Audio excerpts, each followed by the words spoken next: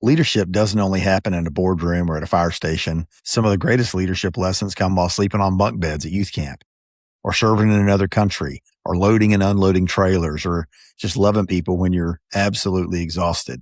We've had a busy summer at church, and we've done mission trips, and we've done church events, and we've done youth camps and children's camps, and it's been go, go, go all summer. Here are 10 leadership lessons learned during the middle of a busy summer today on Called to Lead.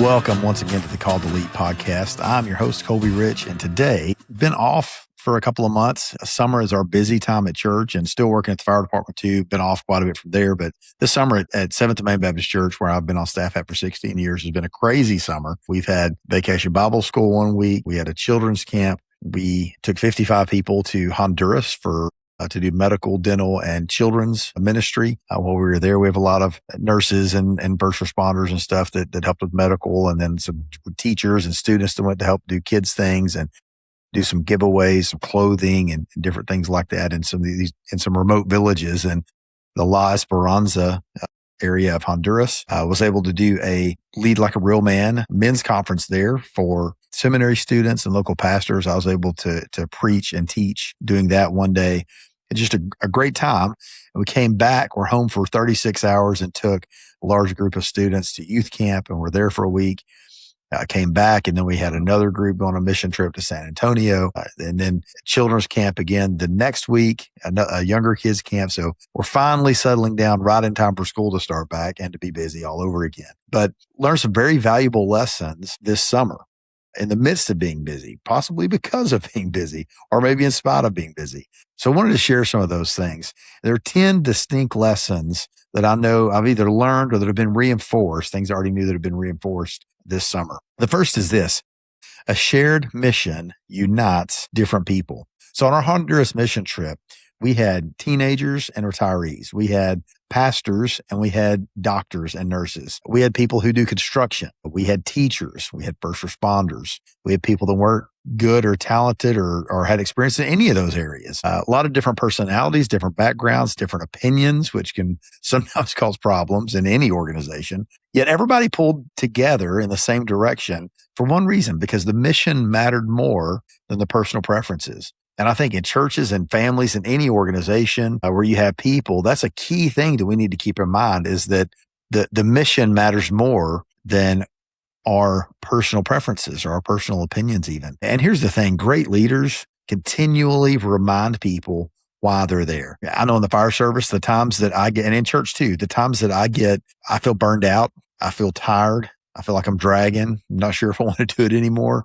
They're not the times where I'm thinking about how great the job and how great the service and opportunity I have to make an impact in people's lives. It's the times where I'm tired or I'm exhausted or I feel like we're having to deal with a bunch of stuff that doesn't have to do with the mission. But when we remind ourselves of the mission, it's easier to stay on track and to stay on focus. And great leaders do that. They continually remind people of the mission. They remind people why they're there.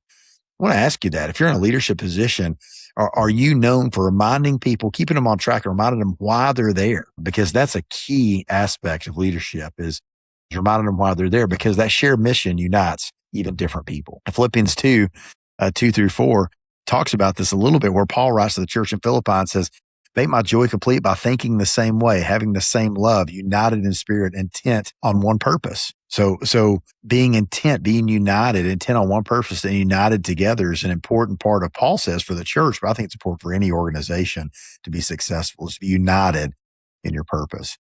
Shared mission unites different people. Second thing is this: serving isn't always convenient. A lot of times serving is absolutely the opposite of that. It's not convenient. But the mission doesn't stop because you're tired. And a lot of times the mission doesn't care if you're tired. Leadership isn't tested when you have energy. It's really tested when you're exhausted. The first day of a mission trip or camp or any project, a lot of times everybody's smiling. Everybody's excited the first day. But true servant leadership starts on about day 4 or 5. When everybody's worn out, that's when your true character comes out. Jesus, think about this. Jesus washed feet of his disciples hours before his arrest. So in the time where everyone else would be stressed and struggling and just maybe delaying the inevitable or maybe just wishing it would go away and or thinking about that constantly, what did he do? He served in the midst of this hardship, this immense difficulty he's about to go through. Instead of just focusing on himself, he chose to serve others. And that's that day 4 or 5 in a camp or mission trip or whatever, or maybe it's the end of your shift or whatever it is, the end of a project. That's when you push through. And that's when true character shows up. Real character shows up when your energy runs out. When you're energetic and excited at the beginning of something, man, that's everybody. That's leaders, that's non-leaders, that's hard workers, that's not hard workers. Everybody does that. But the true leader, your true character shines when you're tired, when you're worn out, when things are getting difficult. Serving isn't convenient, but it's worth it. Number 3, put the right people in the right seats. This is something that I feel strongly about. You don't ask a pharmacist to wire electricity. On our mission trip, we saw over 1,200 patients in the mountains of Honduras in these villages, most of which didn't have electricity at the places that we met. So we had to bring generators and stuff to be able to run our dental clinic and our medical. And we took a full pharmacy with us and had a pharmacist and people working in that. I don't want the pharmacist wiring electricity and doing roof work. The same way I don't want somebody who's an electrician probably prescribing meds. Every person has different gifts. A leader's job isn't to do everything. Something that as I've got more leadership responsibility and more experience, is something that I've really come to realize that the leader doesn't have to do everything. The leader makes sure it's done. But you want the right people, the best people that you have doing the things that they're good at. If I try to do everything, there's some things I'm definitely not good at. You can ask my wife, you can ask my kids, you can ask people in my church, you can ask the guys in my fire crew. There are some things I'm not good at for sure. But if I have people around me who are good at those things, it's a disservice to me, to them, to the entire organization, and to the mission, like we talked about in the first point, the mission that we have, our why, it's a disservice to all of them and all of that. If I try to do everything, that's not the way a leader leads. A leader puts the right people in the right spots. You have the right people in the right seats. I need to be able to place gifted people where they can thrive and do what they're good at. On our mission trip, we had a man who had never been on a mission trip with us before, and he's retired. And his passion, the thing he did for years and years in his secular job, was he did logistics. And on the mission trip, the first day he asked me, and I was in charge of all the medical dental stuff. And so the first day he asked me, he said, I'm on your team, but I don't know if I can be useful. I don't think I'll be able to be useful to you. And I said, look, I know you're good at logistics, keeping track of numbers and things. One of the things that we have to do is we have to keep track of every prescription that we give, every pill that we give, how many and to whom, because we have to take an account of that to reconcile all of the expenditures and the medications at the end of the day and then at the end of the trip. And I said, do you think you can do that? And he said, yeah. So every day we sat down and he had a meticulous, detailed list of all of this stuff. And Mr. Paul, shout out to you, did a great job. And I remember the first day he came and he said, is this what I need to do? And he showed me the list and I was like, that's fantastic. That's better than anticipated. We ended up prescribing over 5,000 medications over 4 or 5 days. There's a lot of work and a lot of things to keep up with. And he did a great job. Why? Because he's good at that. If we're telling him you got to see patients or you got to get on the roof and put a new roof on, he might have struggled, but he's really good at that. And he did a fantastic job. And we needed him to do that. 1 Corinthians 12, Paul talks about this again. And he says, if the whole body were an eye, where would the hearing be? If the whole body were an ear, where would the sense of smell be? But as it is, God has arranged each one of the parts in the body just as he wanted. As it is, there are many parts, but one body. And we need to remember that we all have a part to play. We all have something that's our part to do, our thing to do that God has called us to and uniquely gifted us for. And so we need to do those things. We don't need to worry about doing the things that we're not good at. Let's focus on doing the things we are good at and look for opportunities to serve in those ways. And if you're a leader, you need to look for those people, find out, you have to get to know them to find out what their gifts are so you can put them in the unique opportunities that you come across where they can serve. And so that's an important part of leadership, is putting the right people in the right seats. That's number 3. Number 4, flexibility always beats perfection. Supplies change, plans change, schedules change, the weather changes. That's one of the things, again, we're in Honduras, that we'd show up to a certain place and we couldn't find electricity here. So we'd have to rearrange where our stations were and where different things were because we just couldn't do it the way that we maybe wanted to. One thing there is all these schools are built on the side of mountains. And so sometimes you have just really long hilly areas and you're like, you have these steps coming down and some of the older people can't get up and down the steps. So we had to do some of the medical dental stuff maybe at the top of the hill or bottom of the hill, depending on if they're coming up or down, and had to move the kids' stuff to different areas. And so those people can get where they can physically get to. And so that's another thing you have to do is realize that flexibility is important, and it beats perfection every time. You can go in with a plan and have it be foolproof. And in ministry, on a fire scene, on a wreck, in your job, whatever it is, things hardly ever go exactly according to plan. And when things don't go according to plan, a lot of times we get frustrated, we get upset. But if you just realize, look, I'm kind of in charge as a leader, but not really. God's in charge. God's in control. I'm going to be flexible, and I'm going to make the most of what I've got. I'm going to make the most of the opportunities that God gives, and I'm going to use the gifts that he's uniquely given me, and I'm going to use the gifts that he's given these other people. And we're going to be flexible because getting the job done is the most important thing, not so much how, right? And some of these things, accomplishing the mission is the important thing. We may do it my way. We may do it somebody else's way. We may do a combination of both ways together, but accomplishing the mission is the important thing. And so we need to realize flexibility beats perfection. A lot of times leaders, when things don't go according to plan, they panic, they start to freak out, they get angry. But leaders who adapt create confidence. When they stay calm in a huge mess, that creates confidence among the team, and it helps the other people stay calm as well. So flexibility beats perfection is number 4. Number 5, encouragement is fuel. Man, a simple, great job, I'm proud of you, or thank you goes such a long way. And a lot of times that encouragement can keep somebody going from day to day. When they're tired, when they're worn out, when they're not sure if they can make it, that little word of encouragement can really push them along. And listen, people remember the encouragement long after they forget the schedule, long after they forget about how tired they were. They'll remember the encouraging thing that you said. The flip side of that is also true. When you say something derogatory or negative to someone, especially when they're tired or when they're worn out, those things stick with them for a long time because they're already maybe in a bad mood. They're already frustrated. And then when you just add on to that, it makes it so much worse. But when you can be a little ray of sunshine, when you can encourage them, man, that's fuel for them to continue serving in a good way. Encouragement is fuel, number 5. Number 6 thing is this: leadership is caught more than taught. And this is something we've talked about on the podcast several times before. But on our mission trip, we had kids watching adults. We had some adults watching kids too. But young believers watch mature Christians. We saw that there, but we were at youth camp. We took a large group to youth camp the very next week after Honduras.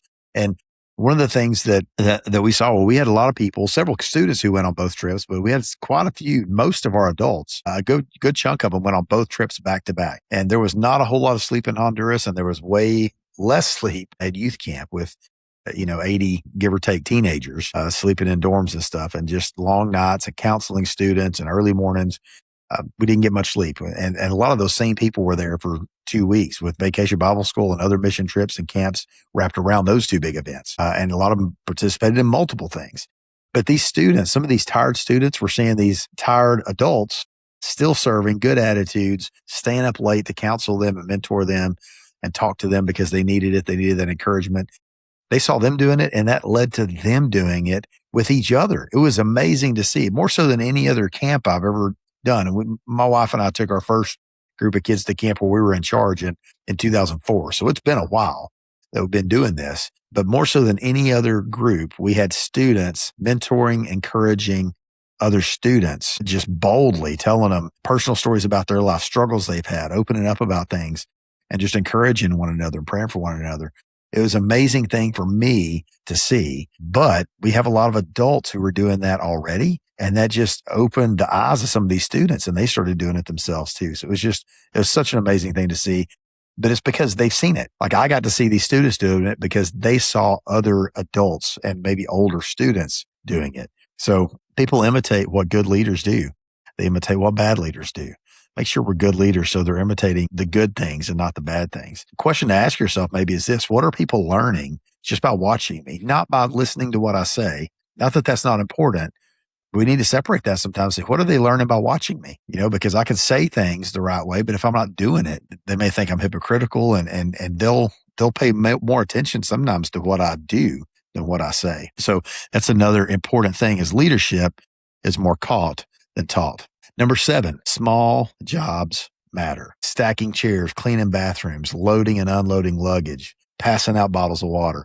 Those things matter just as much as the big fancy out front jobs. And I know people think that they don't. We've had students before, we're like, hey, can you go pick up trash? And they just pick up trash, And suppose we have adults. Hey, can you do the bathrooms or whatever? And it's do the bathrooms, is the worst job. Listen, all jobs are important. That's the thing. That's the whole point. And if you're not willing to do the small jobs, how can we trust you to do the big jobs? And it's something I've struggled with before too. But when we go to camp, one of the things that I always do is I always help clean the boys' bathroom, the toilets and stuff, because we have to clean our whole cabin before we leave to have it as clean or better than when we got there. And I always end up helping clean in the boys' bathroom. I'm going to tell you something. If you've never hung around 40 teenage boys, the worst job to have is cleaning their bathroom. I'm just telling you, all the nasty stuff about guys, and then you add the irresponsibility of teenagers, especially some 13, 14 years old. There's underwear in places you didn't think you'd ever see underwear. There's other things in places you never thought you'd see them. I won't go into any more details, but that's kind of a dirty job. Well, I don't do that because I like it, but if the kids see me helping clean the bathroom, they're more willing to help do all the other jobs we have to do, the sweeping, the mopping, the picking up trash. If I'm helping them do the grossest job, they know that there's nothing that I won't do. So there needs to be nothing that they won't do. So that's an important thing. The small jobs matter. Nobody applauds these jobs. Maybe as leaders, we should, honestly. I mean, maybe that's one of the things that we need to do a better job of is applauding these little things, these day in, day out things that people do. I've got a guy on my crew at the fire department who is excellent at doing those day in, day out chores.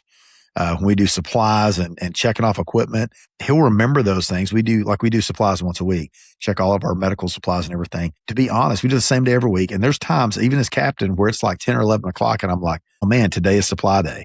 And I'll say something. He's like, oh, it's done. Sure enough, he got in there. He remembered at 7:30 or 7 a.m. and he got in there and started on it early and got it done. And we need to be grateful and thankful for the people that do those things, the unnoticed things, because if we're not noticing the little things, do we deserve to be in charge of the big things?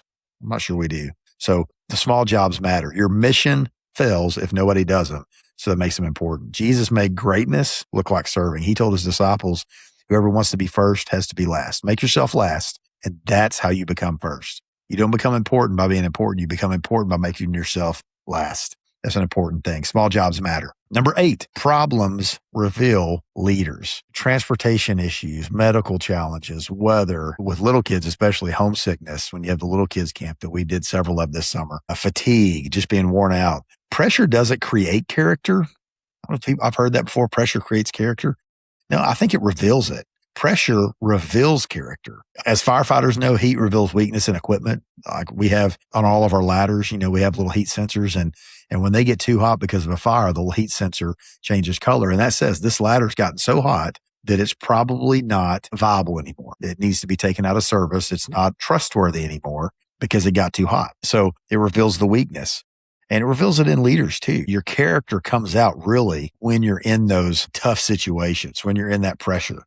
And I'm going to be honest, there's times where when I'm tired and I need a nap, especially if I come home after a busy shift and we're up a lot of the night, my wife and kids, if I come in, I'm in a bad mood, they'll just be like, take a nap and then come see us, then come talk to us. And that's sad. But what it says is that when I'm tired, sometimes I can be a different person. And the person I need to be when I'm tired, that needs to be the best of me. Honestly, it needs to be, I want that to be consistent. I want to be the same person, not the same bad person, but the same good person, the good leader when I'm tired as well as when I'm ready to go, because I need to be consistent in those things. So problems reveal leaders. That character is brought out when you're in those high pressure situations. Number 9, joy is contagious. And I really believe that joy is contagious. People follow leaders who enjoy serving.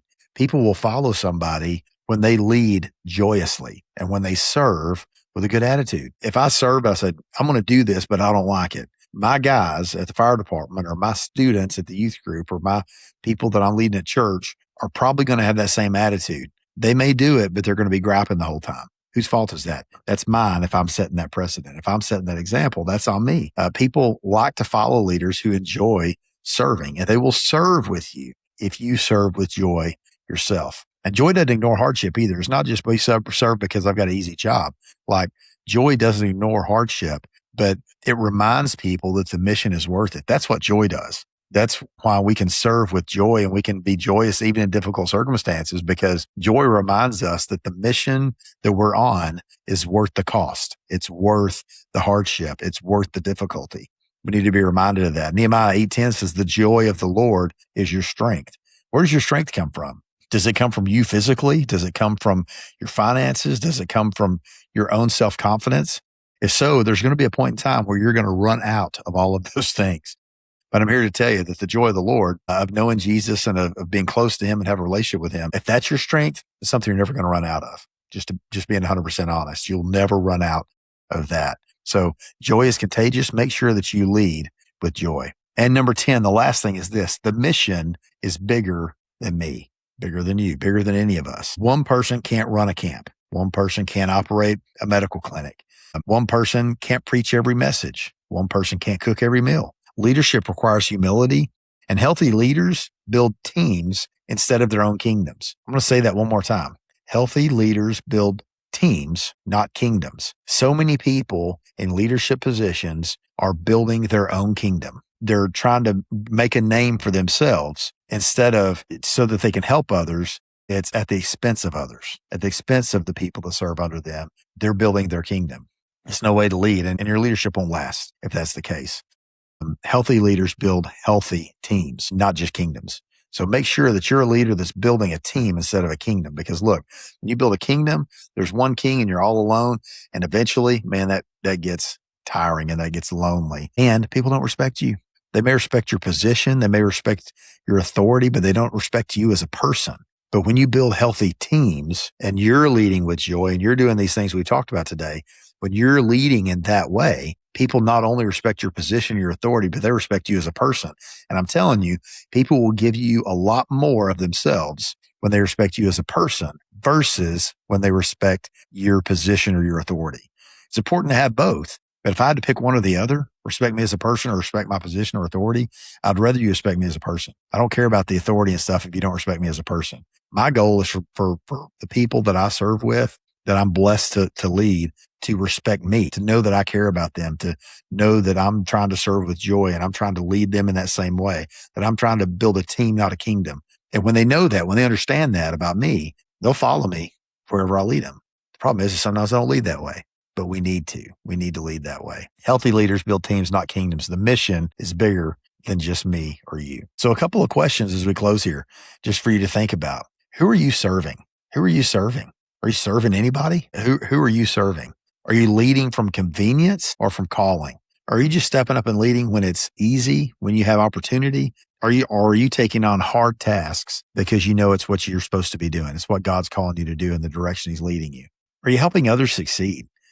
That's part of that building a team instead of a kingdom. Are you helping others succeed? Are you helping the next you? Are you helping the next person who you can train and send out to be you, or maybe be somebody more important than you?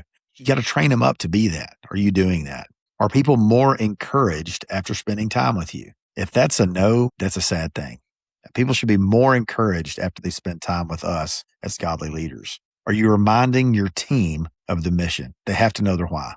They have to be locked in on the why that they're there to serve and that they're there to work or whatever it is. They have to know the why. And as a leader, there's times where your job is to remind them, because we all forget, but we all get selfish. We all get frustrated. We all get tired. We all get cranky. But when we can remember the why, it eases all of those negative things. Help your people know their why. Remind them of your mission. Whether you're leading firefighters, church volunteers, your family, a mission team, whatever it is, leadership isn't about being the most important person in the room. It's about everyone else accomplishing the mission that God has given you.